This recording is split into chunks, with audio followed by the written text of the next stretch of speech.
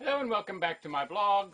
We're going to wrap up today with Pete Hendrickson's As Long as Myths About the Income Tax Persist, the misapplication of the tax will continue.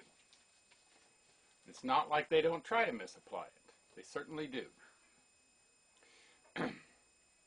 In testimony before Congress in 1943, former Treasury Department legislative draftsman F. Morse Hubbard explained the department's understanding of the 16th Amendment and the Brishaber ruling.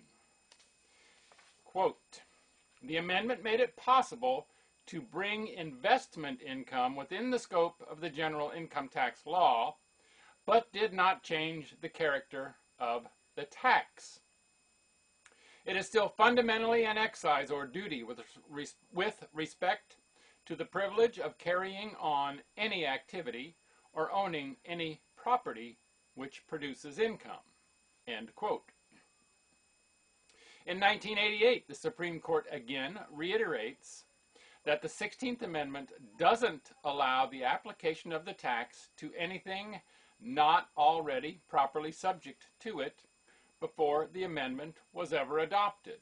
Quote, the legislative history merely shows, ellipsis, that the sole purpose of the 16th Amendment was to remove the apportionment requirement for whichever incomes underlined were otherwise taxable, end of underline, end quote.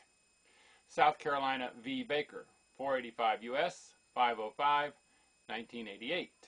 Emphasis added, which was the underline under were otherwise taxable.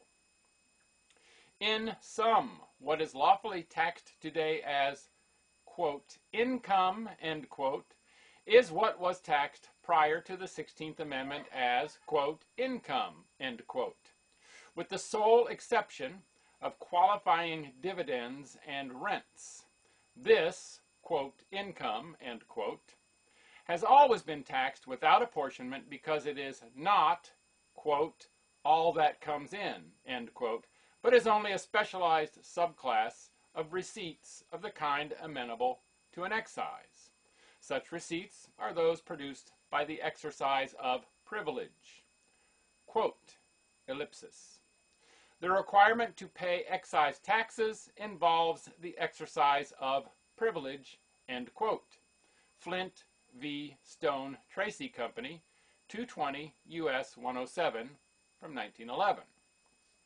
Quote, the terms excise tax and privilege tax are synonymous. The two are often used interchangeably, end quote. American Airways v. Wallace, 57 F. 2nd 877, 880, District of Connecticut, MD, Tennessee, District Court, MD, Tennessee, 1932. Quote, the government is an abstraction, and its possession of property largely constructive. Actual possession and custody of government property nearly always are in someone who is not himself the government, but acts in its behalf and for its purpose. He may be an officer, an agent, or a contractor. His personal advantages from the relationship by way of salary, profit, or beneficial personal use of the property may be taxed, ellipsis, end quote. United States v. County of Allegheny, 322 U.S. 174 from 1944. Here's F. Morse Hubbard again in his congressional testimony. Quote, the income tax, ellipsis, is an excise tax with respect to certain activities and privileges which is measured by reference to the gains which they produce, end quote. The principle and the way it plays out is very simple. Since, quote, income is not, quote, all that comes in, end quote, it has to be a subset of, quote, all that comes in, end quote, distinguished in some way.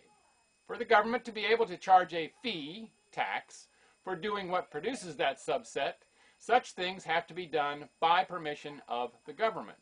This makes, quote, the doing, end quote, an exercise of privilege. To put it another way, if you can't do a thing without paying the government for doing it is a privilege and by permission only. When you pay the tax, you're paying for the privilege of X, in the most basic sense of that expression.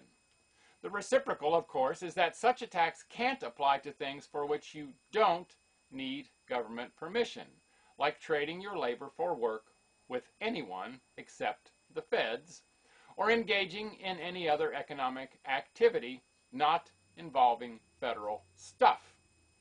So, the receipts subject to the federal excise, the income in the federal income tax, are those produced through the exercise of certain federal privileges. Just like the name says, it's a federal income tax. This is the law in plain black and white. Now, misunderstandings about the nature and the effect of the 16th Amendment and the income tax itself have led to real problems for most Americans for over 70 years now.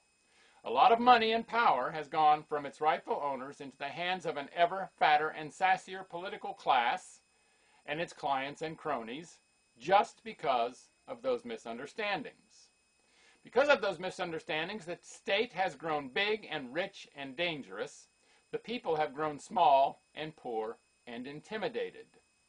Happily, all that's needed for these problems to turn around is for us all to get our facts right. Once that happens, we will soon see a welcome transformation in the relations between citizen and state as the limits imposed by the founders and framers are restored to full working order. I don't think I need to explain what a beneficial difference that will make in the lives of all Americans. And that is the end of As Long as Myths About the Income Tax Persist, the misapplication of the tax will continue. And there will be more tomorrow. I'm not sure what it'll be. I might start reading A Brief but Bright Illumination of the Truth About the Income Tax, which I have also agreed to make more public to Pete, because he's a great guy and has provided all this information for free. All right? So spread it around. Make it a great day, and bye for now.